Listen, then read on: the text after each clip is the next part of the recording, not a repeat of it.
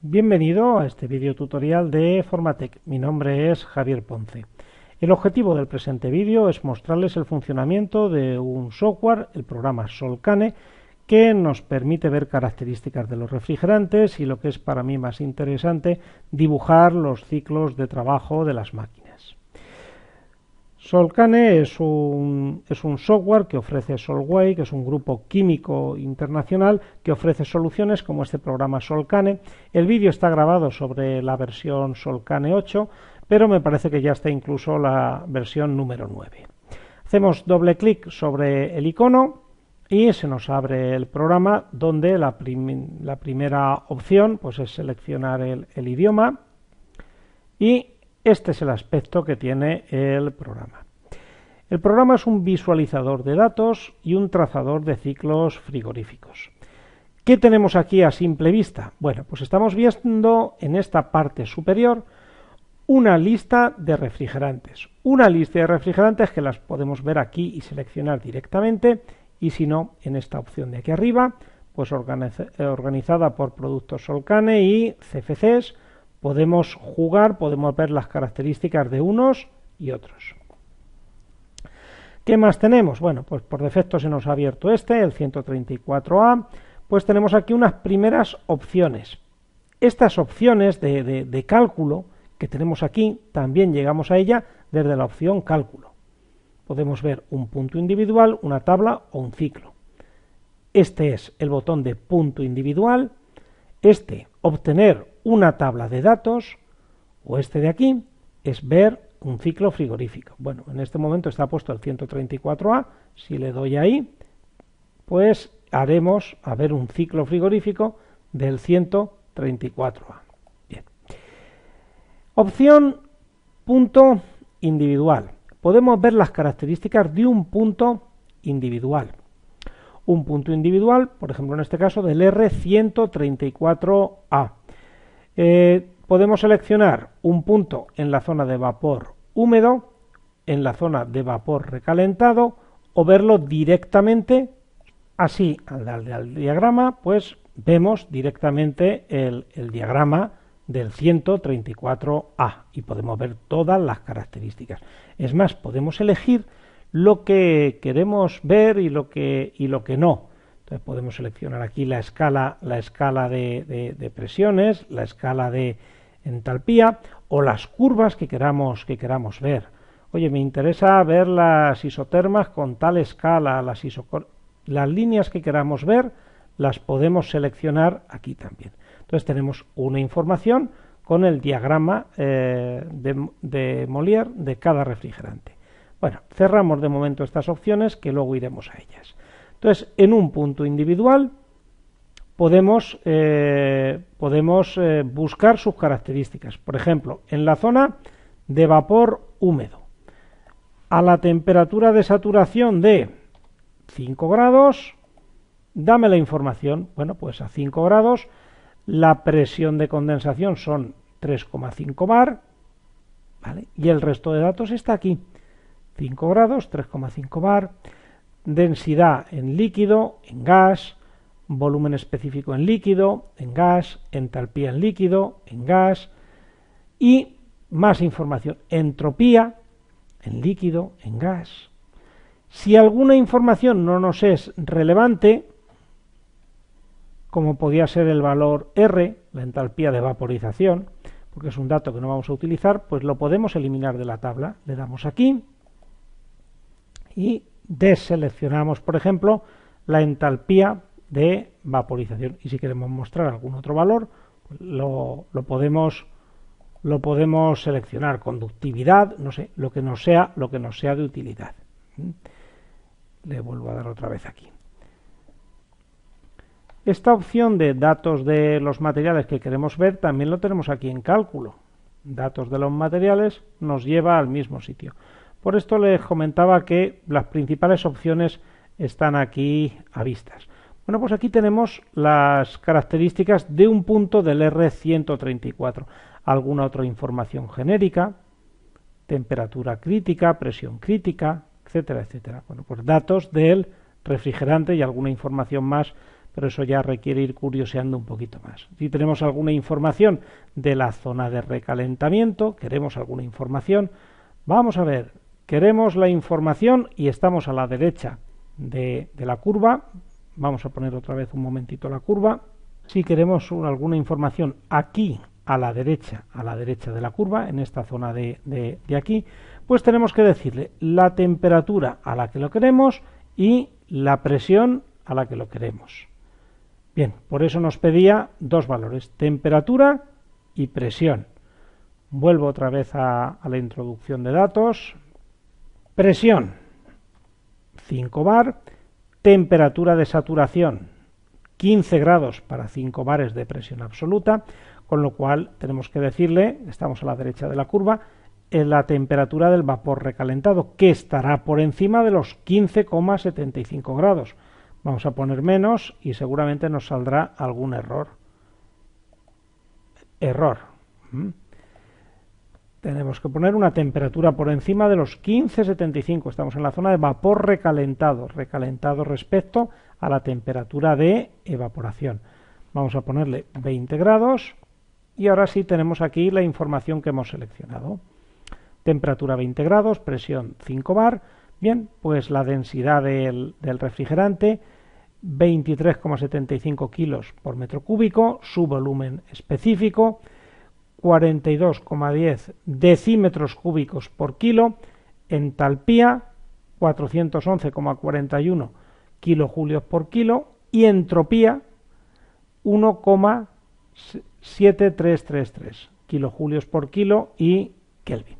Bueno, pues información del refrigerante. Vamos a las opciones que creo que son más interesantes. Bueno, estaba esta de punto individual. Podemos obtener una lista de información que tampoco es muy interesante, pero bueno, vamos a ver, por ejemplo, queremos información de datos del refrigerante desde los 2 bar hasta los 10 bar. Bien, pues así, desde los 2 bar hasta los 10 bar, pues tenemos toda la información que hemos seleccionado del refrigerante. Estas tablas nosotros las podemos exportar, por ejemplo, F6, exportar valores, que lo tenemos aquí en una de las opciones de fichero, en fin, y copiarlo en algún documento de trabajo que lo necesitemos. Vamos a la opción ya más interesante de todas, que es representar un ciclo frigorífico. Hemos visto un punto, sacar datos de una colección de puntos, bien de la zona siempre de vapor húmedo, en fin, recalentado, etcétera, etcétera. Siempre podemos obtener opciones. Normalmente la de colección de puntos pues será normalmente de aquí, de la zona de vapor húmedo. Y en la zona de ciclo frigorífico, pues podemos dibujar un ciclo frigorífico. Los 6 puntos que él nos va a dar información son aspiración y descarga del compresor, entrada y salida del condensador, entrada y salida con su recalentamiento del evaporador. Entonces vamos a introducirle los datos. Los datos del evaporador de esta zona de aquí se introducen aquí. Vaporización. ¿A qué temperatura está trabajando el evaporador? No le metemos presión, le vamos a meter la temperatura de saturación. Pongamos que el evaporador esté a menos 20 grados Celsius. A la salida del evaporador, pues es normal que haya un pequeño recalentamiento. Y introducimos aquí la diferencia de temperatura entre este punto y la temperatura de saturación, porque queremos introducir un valor de recalentamiento. Por ejemplo, que se haya recalentado 5 grados Celsius por encima de la temperatura de cambio de fase. ¿Por qué no aparecen aquí los grados Celsius? Porque cuando hay una diferencia de temperaturas, que es el valor de entre la temperatura que hay aquí y a la que se está produciendo el cambio de fase, se suele dar en Kelvin. Hay 5 grados de diferencia respecto a la temperatura de evaporación. Por eso el mal llamado grado Kelvin, porque Kelvin no lleva la palabra grado, serían 5 Kelvin. Entonces, ¿qué temperatura hay aquí en este punto 6, que luego comprobaremos? Pues menos 20 más 5, Menos 15 grados, se ha calentado 5 grados. Eso es lo que significa el recalentamiento, es el recalentamiento como diferencia de temperatura. Caída de presión en este componente, bueno, pues nada, 0 bar.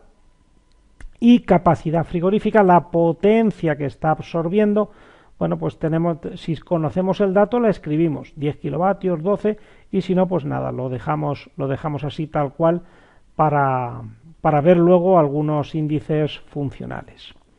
Vamos ahora a la parte 3.4, que es donde está el condensador. Temperatura a la que está condensando el refrigerante, temperatura de saturación a la que se está produciendo el cambio de fase. Temperatura, dicho de una tercera manera, que está marcando el manómetro del R134A para el R134A. Pongamos que tengamos una temperatura de 30 grados. Bien, pues 30 grados, lo dejamos ahí.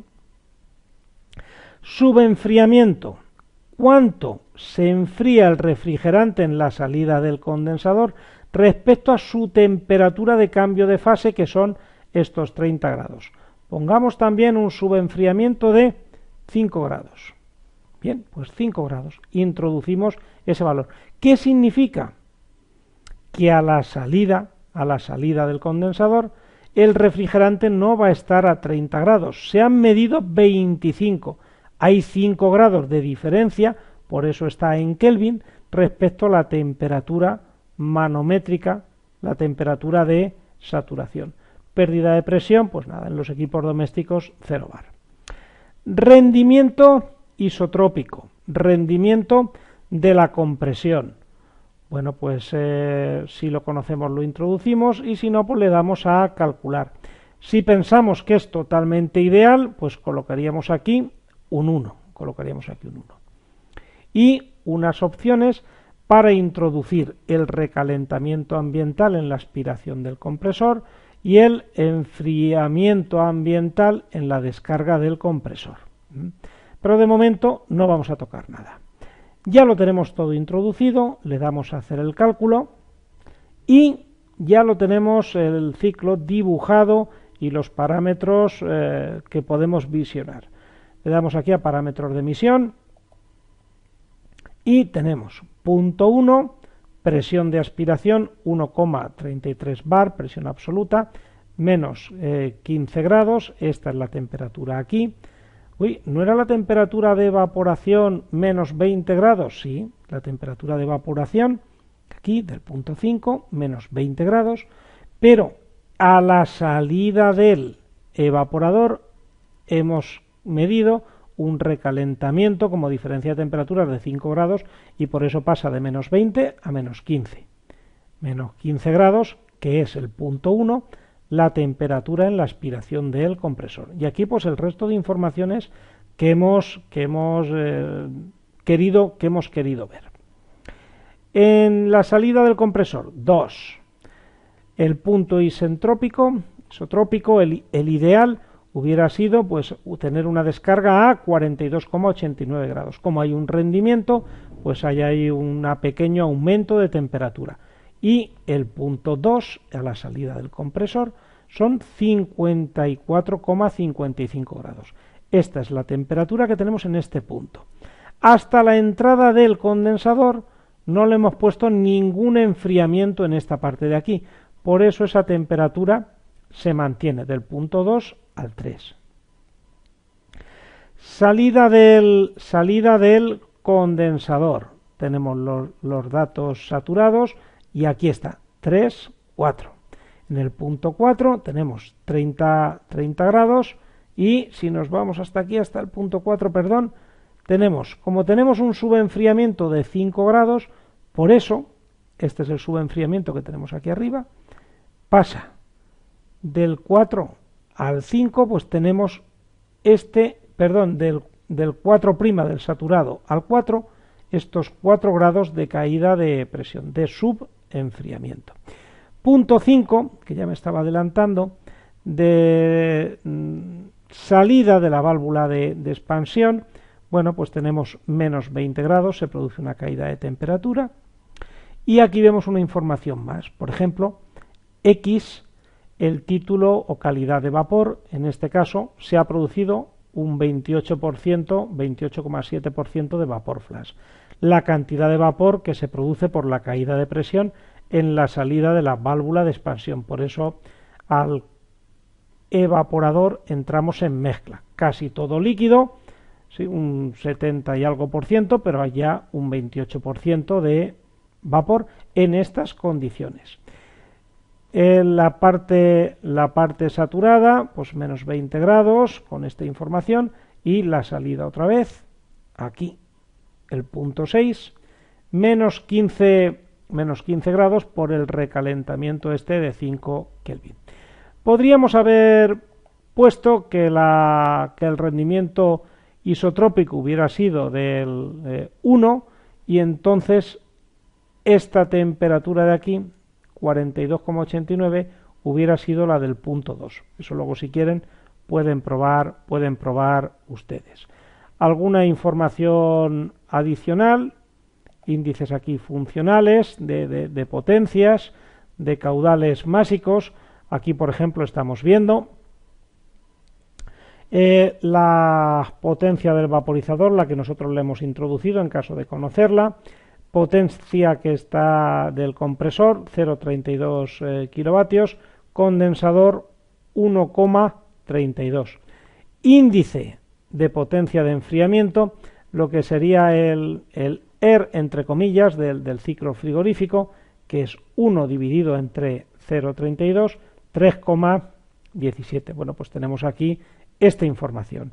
No tenemos pérdidas ni ganancias de energía en los conductos de descarga y aspiración del compresor, porque no le hemos metido datos, pues ahí lo tenemos. Y un pequeño dimensionado de las tuberías de aspiración y descarga, aspectos de los que normalmente no nos tenemos que encargar en los equipos, por ejemplo, domésticos. Vista la información del ciclo, los parámetros obtenidos, podemos visualizarlo dándole al diagrama. Hacemos clic sobre el mismo. ¿Qué obtenemos aquí? Pues el ciclo frigorífico de lo que está ocurriendo a la máquina.